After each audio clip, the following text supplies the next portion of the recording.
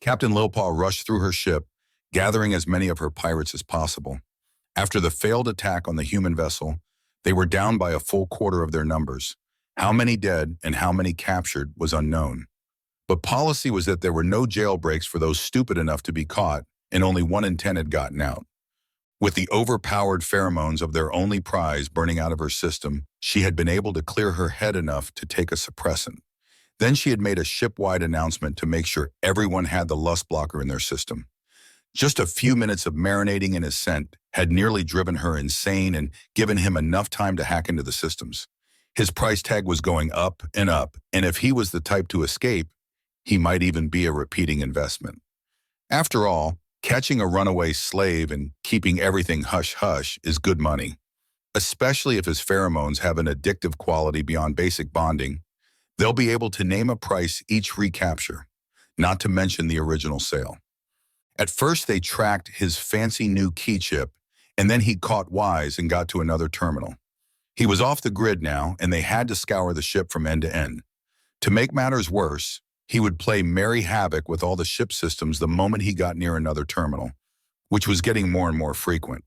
What few computer technicians she had were locked out of the system in such a way that if they were within 10 meters of a terminal, they would automatically deactivate. Then anyone she sent near a terminal would cause it to power down the moment the power went up, and it started its shutdown sequence if any of their chips were nearby.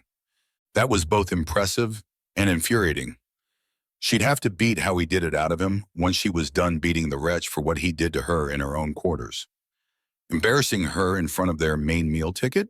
It was bad enough that she had to suck up to the self-important slag, but doing it while going insane from lust? She would take his next 20 children from him and make sure to raise each and every one to hate his guts. Captain?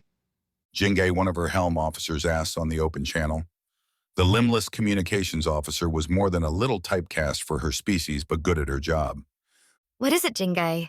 Any sign of the prisoner? Not yet, but our allied vessel is coming in. I didn't know you had some secret friends to help out, but they'll be a relief. What allied vessel? She demands as her blood runs cold. This enormous one. A battleship. You explained it to me, via text, so that the prisoner couldn't listen in. You idiot. How far off is the ship? We need to get out of here on maximum burn yesterday. They've already engaged the docking clamps. Jingay mutters in shame. And they're so big that if you try to accelerate out of the grip, you'll rip this ship apart. I win. Also, I have my guns back.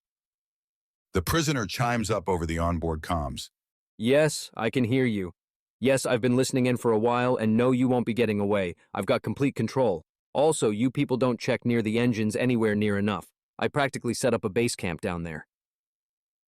He mocks them even as the entire vessel shudders.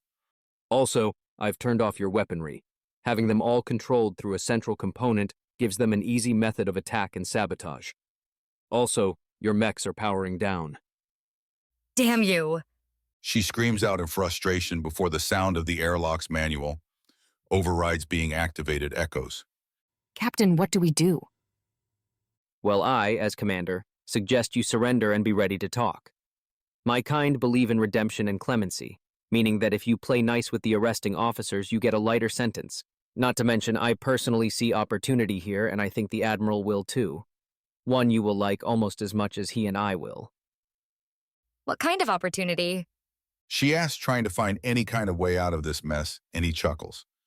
I'd like to clear it with the admiral first. Don't want to unreasonably get your hopes up. Anyways, play nice with the army of heavily armed and thoroughly unamused men, and they'll play nice right back. He offers, then the nearby maintenance panel opens. Okay? He asks with a big smile.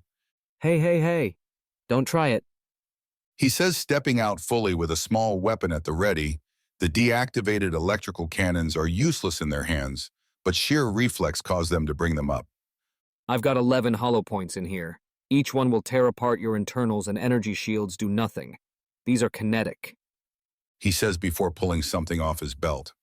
And this is a grenade, a chemical explosive that wreaks absolute havoc and death in these close quarters.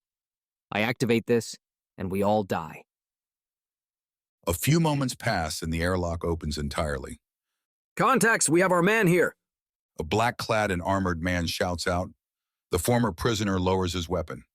Are you injured? Negative.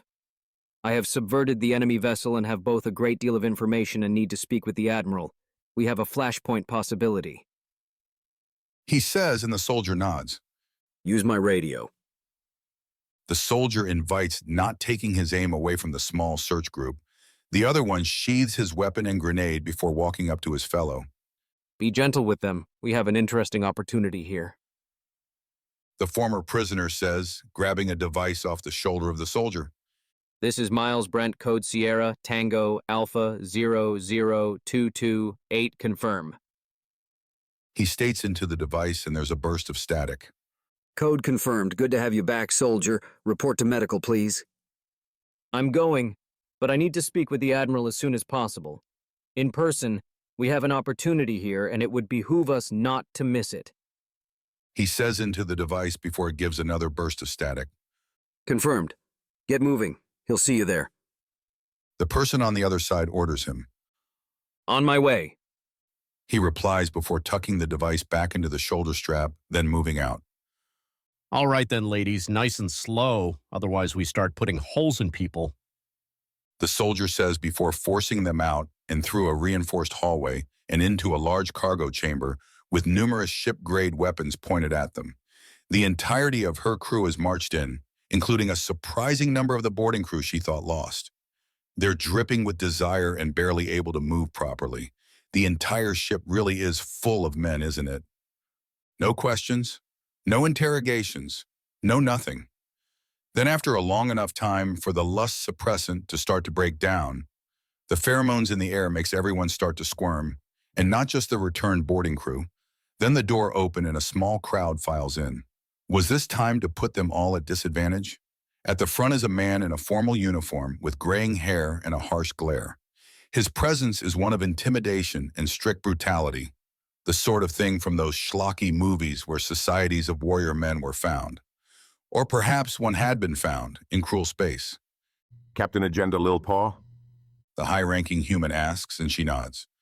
I am Admiral Garfield Cistern, leader of this endeavor. Your ship and crew are at my mercy. He states plainly, and she glares at him. A mercy that you will be able to take full advantage of. Now she's intrigued. As my soldier commander Brent has pointed out to me, I have need of additional ships, further crew and local intelligence, particularly of the unsavory parts of the galaxy and less than legal societies. Right now my species has everything in one oversized troop transport. That's not good enough.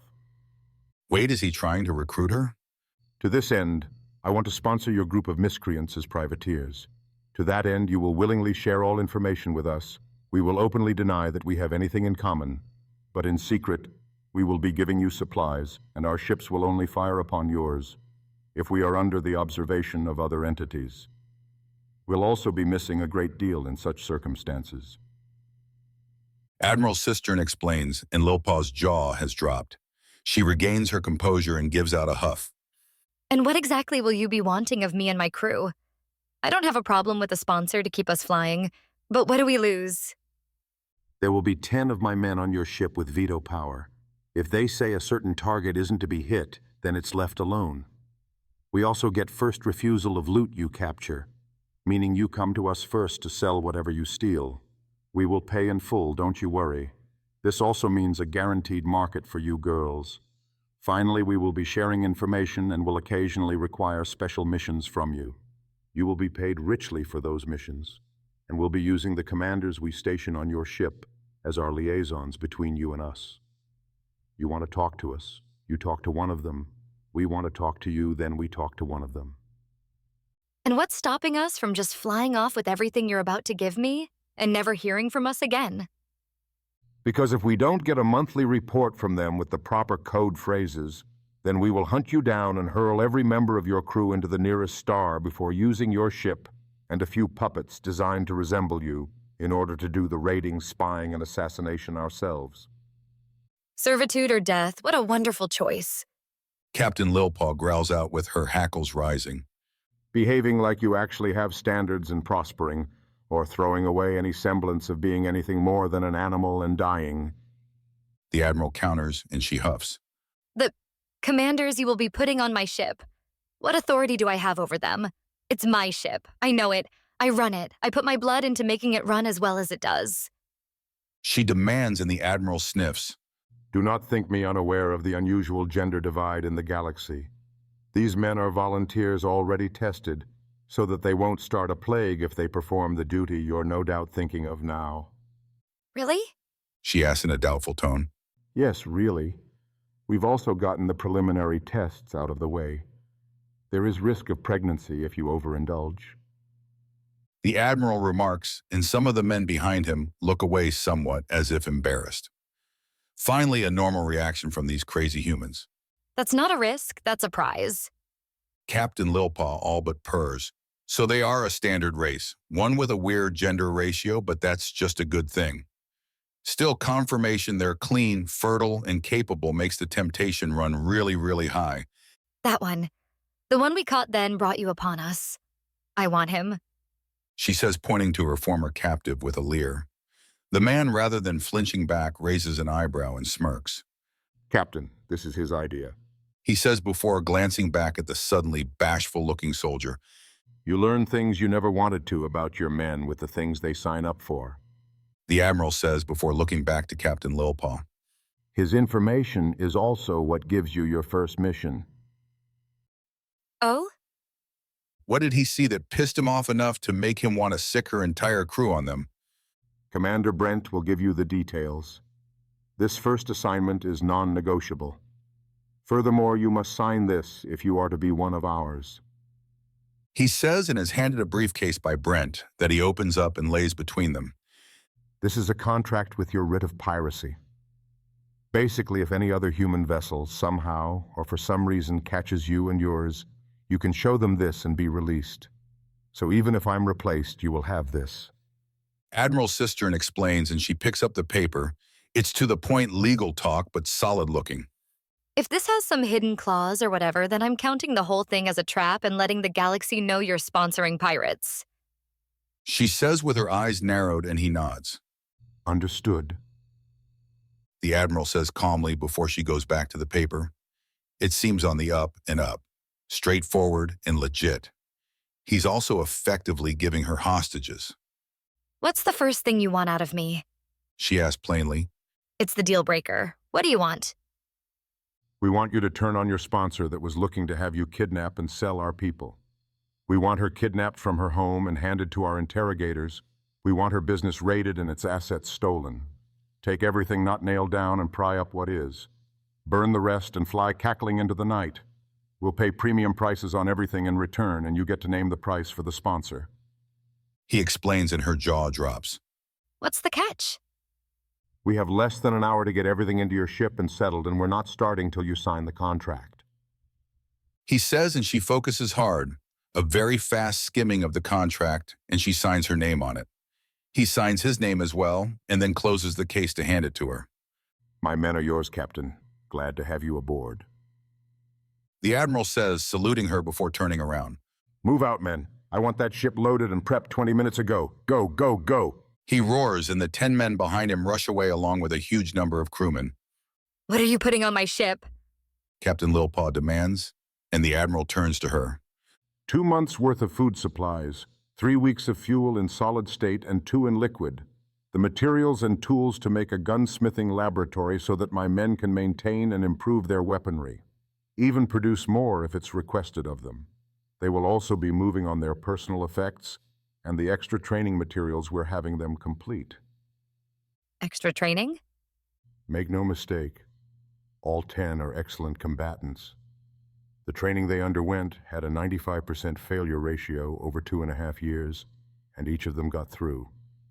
However, the training was about local languages and combat as well as ship navigation and maintenance. They can destroy enemy positions and will raise unimaginable havoc to the enemy if given half a chance. Yes, the one we caught proved that right.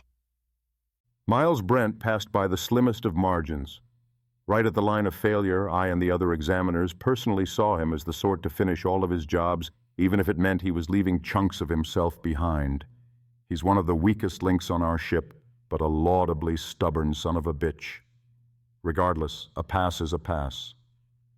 He, along with the others, will be learning about leadership, logistics, and everything we know about diplomacy and galactic politics, as well as several lessons from our own age of piracy.